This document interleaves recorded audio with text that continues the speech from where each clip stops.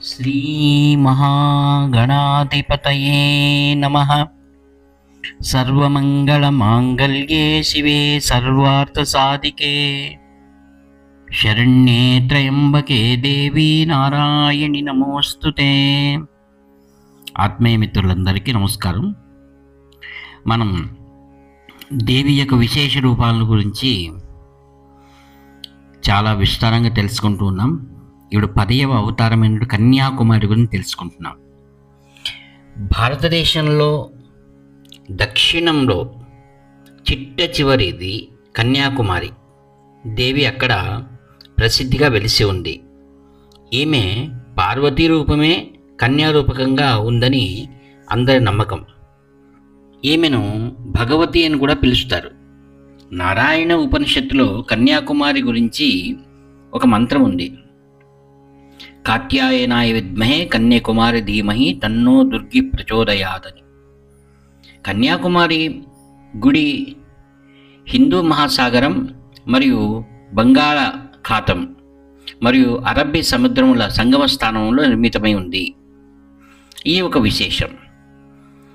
శతశతమానముల నుండి అక్కడ నావికులుగా మరియు చేపలు పట్టేటువంటి వారు ఎవరైతే ఉన్నారో వారందరూ రాత్రి సమయంలో ఆ కన్యాకుమారి దేవి యొక్క ముక్కెర అనగా వజ్రంతో చేయబడినటువంటి ఆ యొక్క బంగారు ముక్కెర, దాని నుండి ప్రతిఫలం నుండి వచ్చినటువంటి వెలుతురులో వారు అందరూ క్షేమంగా తమ యొక్క నావలను దడనుకు చేర్చుకునేటువంటి వారు.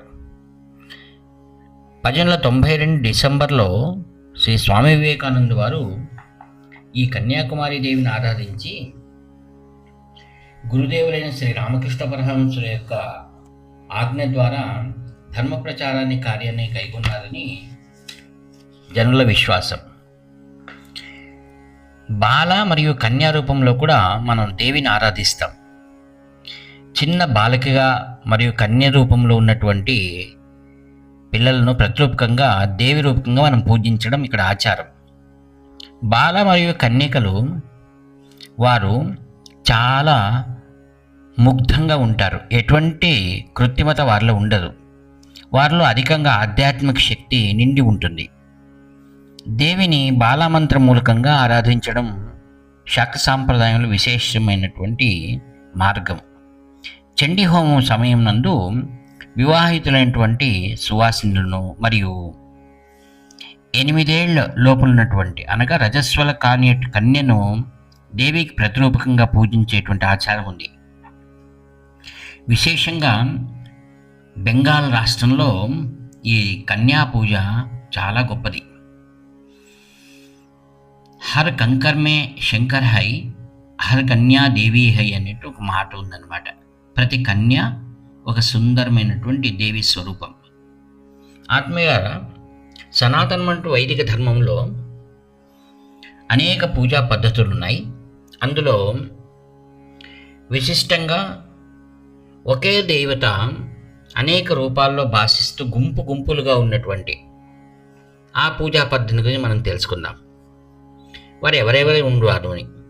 మొదటిగా నవదుర్గ, రెండవది అష్టలక్ష్మి, మూడవ దశమహావిద్య లేక 10 మంది దేవతలు, నాలుగవది సప్తమాతృకలు, ఐదవది అష్టసిద్ధులు, 16 మంది నిత్య యోగినులు, 64 యోగిని స్త్రీలు. ఇది ఈ యొక్క గుంపు గుంపులుగా ఉన్నటువంటి దేవీలన్న విషయాన్ని తంత్రశాస్త్రంలో చాలా ప్రసిద్ధి పొంది ఉన్నారు. అదేవిధంగా వారిని అందరినీ పూజించేటువంటి ఆచారం ఉంది. మొదటగా నవదుర్గల గురించి తెలుసుకుందాం.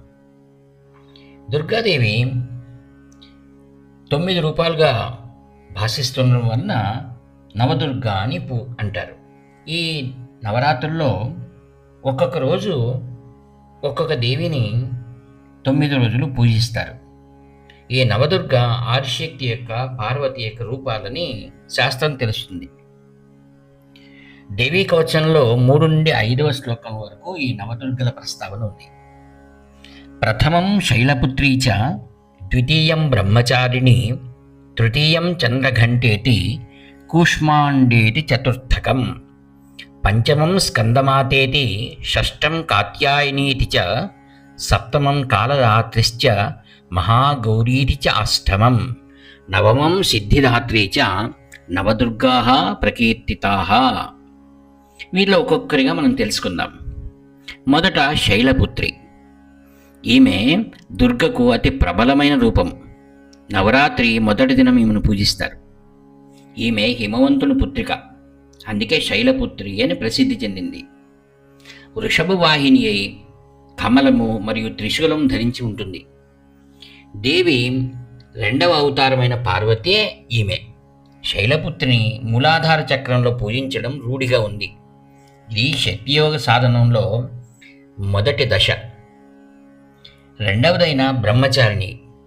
నవరాత్రి ద్వితీయ దినం నాడు పూజిస్తారు ఈమెను. ఈమె పార్వతి యొక్క తదనంతర అవతారమని అంటారు.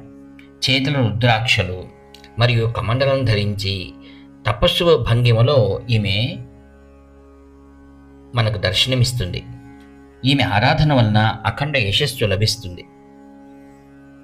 బ్రహ్మచారిని పూజించడం ద్వారా సాధకుడికి సాధనా బలము బాగా వృద్ధి చెందుతుంది. మూడవది చంద్రఘంట. ఈమె నవరాత్రి 3వ దినం పూజించబడుతుంది. చంద్రఘంటాదేవి సింహవాహిని అయి తన 10 చేతుల యందు కూడా వివిధములైన ఆయుధములు ధరించి ఉంటుంది. ఈమె లలాటమునందు చంద్రుని ఘంటా రూపంలో కూర్చున్నట్టు దర్శనిస్తారు. ఈమెను ఆరాధించడం ద్వారా జీవితంలో వచ్చేటువంటి కష్టములు మరియు భక్తుని పాపములన్నీ కూడా పరిహరిస్తుందనే నమ్మకం. 4వది కూష్మాండాదేవి.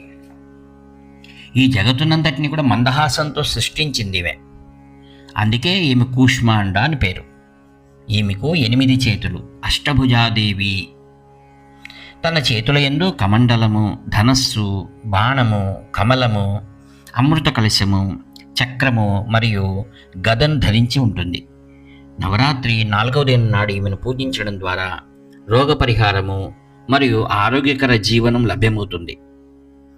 5వ తల్లి స్కందమాత. ఈమె స్కందుడనగా సుబ్రహ్మణ్య స్వామి మాతృస్వరూపిణిమే. ఈమె సింహవాహిని తన చతుర్భుజముల యందు కూడా స్కందకుమారుని ఎత్తుకున్నట్టుగా మనకు దర్శిస్తాం. ఈమె నవరాత్రి 5వ దినం నాడు పూజించడం సాంప్రదాయం. దీనివల్ల భక్తులు యొక్క ఆ సమస్త కోరికలు కూడా ఈమె పూర్తి చేస్తుంది.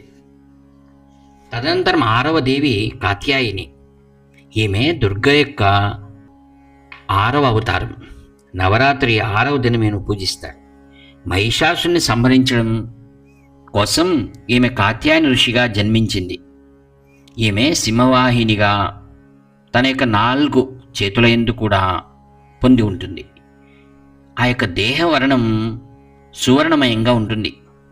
ఈమె పూజల యందు భక్తులను మరియు రాబో పాపములని కూడా ఈమె పరిహరిస్తుందన్నమాట. 7వది కాలరాత్రి. ఈమె రాత్రిలాగా నల్లటి శరీరధారణ కలిగి ఉంటుంది. ఈమె వాహనము గార్ధబం అనగా గాడిద. రూపము అతి ఘోరమైనటువంటిది. నవరాత్రి 7వ దినము ఈమెను పూజించడం ద్వారా దుష్టశక్తులు సంహారమవుతాయని చెబుతారు. ఈమె పూజించడం ద్వారా అగ్ని, నీరు మరియు ప్రాణుల వల్ల కలిగే సకల బాధలు కూడా నివారణ అవుతాయి. ఈమె తన భక్తులకు సమస్త మంగళం కలిగిస్తుంది. కావున ఈమెను శుభకరి అని కూడా పిలుస్తూ ఉంటారు. 8వ తల్లి మహాగౌరి. ఈమె వృషభ వాహిని అయి గౌరవవర్ణంలో భక్తులకు దర్శనమిస్తుంది. ఈమెను దుర్గాష్టమి నాడు పూజించడం సంప్రదాయం. మహాగౌరి ఆరాధన వలన భక్తుల యొక్క సకల పాపములు నివారించబడి మోక్ష సాధనంలో వారిని తీసుకుని వెళ్తుంది. 9వ తల్లి సిద్ధిదాత్రి. ఈమె నవదుర్గల్లో ప్రధాన దేవత. నవరాత్రి 9వ నాడు భక్తులు ఈమెను పూజిస్తారు. ఈమె ఆరాధించడం ద్వారా సాధకులు కోరికలన్నీ సిద్ధి పొందుదు. కావున ఈమెకు సిద్ధిదాత్రి అని పేరు. మార్కండేయ పురాణంలో 8 సిద్ధులు ఏవైతే ఉన్నాయో ఆ బ్రహ్మవైవర్త పురాణంలో 10 సిద్ధులు ఉన్నట్టుగా కూడా తెలియజేశారు. అన్ని సిద్ధులు ఆ సాధకుడికి లభ్యమవుతాయి. ఆత్మీయులారా, నవదుర్గలకు నవగ్రహాలకు సామ్యం ఉంది. నవదుర్గలు పూజించడం ద్వారా నవదుర్గ ఆశీస్సులతో నవగ్రహ దోషాలన్నీ కూడా నివారణ చెందుతాయి. మొదటిది శైలపుత్రి. ఈమెను పూజించడం ద్వారా సూర్యగ్రహ దోషం నివారించబడుతుంది. రెండవది బ్రహ్మచారిణి. ఈమెను పూజించడం ద్వారా గురుగ్రహ అనుగ్రహం లభ్యమవుతుంది. మూడవది చంద్రగంట. రాహు యొక్క దోషము నివారించబడుతుంది. నాలుగవది కూష్మాండదేవి. ఈమె ఆరాధించడం ద్వారా శుక్రగ్రహ దోషాలు వెళ్ళిపోతాయి. ఐదవది స్కందమాత. కుజగ్రహ దోషాలన్నీ కూడా నివారించబడతాయి. ఆరవ కాత్యాయనీదేవి. ఈమెను ఆరాధించడం ద్వారా బుధగ్రహ దోషాలన్నీ వెళ్ళిపోయి బుధగ్రహ అనుగ్రహం కలుగుతుంది. 7 కాలరాత్రి. శని యొక్క దోషాలు నివారించబడి శని అనుగ్రహానికి పాత్రుడవుతారు. 8 మహాగౌరి. చంద్రుని యొక్క సకల దోషాలన్నీ వెళ్ళిపోయి చంద్ర అనుగ్రహం కలుగుతుంది. 9 సిద్ధిదాత్రి. ఎవరైతే కేతు వల్ల బాధపడుతుంటారో సమస్త కేతుగ్రహ దోషాలను వెళ్ళిపోవడం కాకుండా కేతుగ్రహ అనుగ్రహ సిద్ధి కలుగుతుంది. కావున దుర్గాదేవిని మనం పూజించడం ద్వారా ఆయా దేవతల అనుగ్రహం ద్వారా గ్రహ దోషములు అన్నీ కూడా దూరమై ఆ మహాతల్లి అనుగ్రహంతో సకల దేవతల అనుగ్రహం కూడా మనకు ప్రాప్తి కలుగుతుంది. ఇంకొక ఆధారం ప్రకారం 18 బాహువులు ఉన్న అష్టాదశ భుజమూర్తిని కూడా పూజిస్తే నవదుర్గల అందరినీ మనం పూజించినట్లు అవుతుందని కూడా ఒక విఖ్యాతి ఉంది. ఈ రీతి దేవి మహాత్మ్యంలో 3 రూపాలు ప్రాముఖ్యమైనవి: మహాకాళి, మహాలక్ష్మి, మహాసరస్వతి. వీరు సకల దోష నివారణకు ప్రతినిధులని చెప్తున్నారు. ఆ విధంగా నవరాత్రుల్లో దేవి ఆరాధన చేయడం ద్వారా సకల నవగ్రహ దోషం నివారించబడి సకలమైన శుభములు కలుగుతాయి. రెండవది అష్టలక్ష్మిల గురించి తెలుసుకుందాం. మహావిష్ణువుకు 8 శక్తులు ఉన్నాయని చెప్తారు. ఆ 8 శక్తులే మహాలక్ష్మి రూపంగా భక్తులకు అష్టైశ్వర్యాలను మనకు అనుగ్రహిస్తారు. ఉదాహరణకు ఆదిలక్ష్మి మొదటిది రూపం, రెండవ ధాన్యలక్ష్మి, మూడవ ధైర్యలక్ష్మి, నాలుగవది గజలక్ష్మి, ఐదవది సంతానలక్ష్మి, ఆరవది విజయలక్ష్మి, ఏడవది విద్యాలక్ష్మి, 8వది ధనలక్ష్మి.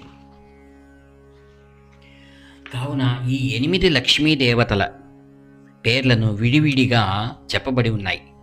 తదనంతరం మోక్షలక్ష్మి, గృహలక్ష్మి, భాగ్యలక్ష్మి, సామ్రాజ్యలక్ష్మి, దీపలక్ష్మి, వైరాగ్యలక్ష్మి అని కూడా అప్పుడప్పుడు ప్రసంగాల్లో పెద్దలు తెలియజేస్తూనే ఉంటారు. ఇవి కాకుండా లక్ష్మీదేవి యొక్క రుణాత్మక రూపాలను కూడా మనం తెలుసుకోవాలి. అనగా అవి ఏవి? దారిద్ర్య లక్ష్మి, అలక్ష్మి అని. ఇవి దారిద్ర్యము మరియు దురదృష్టం ఇచ్చేటువంటి ఈ యొక్క రుణాత్మకమైన నెగిటివ్ ఇంపాక్ట్ చేస్తున్నటువంటి లక్ష్మీదేవిలు. వీటిని పోగొట్టుకోవాలంటే మనం తప్పకుండా ఆ యొక్క భగవంతుని యొక్క దేవి అనుగ్రహాన్ని మనం పొందాలి. గ్రామంలో ప్రజలు రేపురా రేపురా అని ఇంటి తలుపుకు గుమ్మానికి వ్రాసి ఉంటారు. దానికి కారణం ఏమిటంటే ఈ యొక్క దురదృష్ట లక్ష్మి దూరంగా వెళ్ళిపోమని అర్థం. దారిద్ర్య లక్ష్మి, అలక్ష్మి మా ఇంటికి రాకూడదనే అర్థం.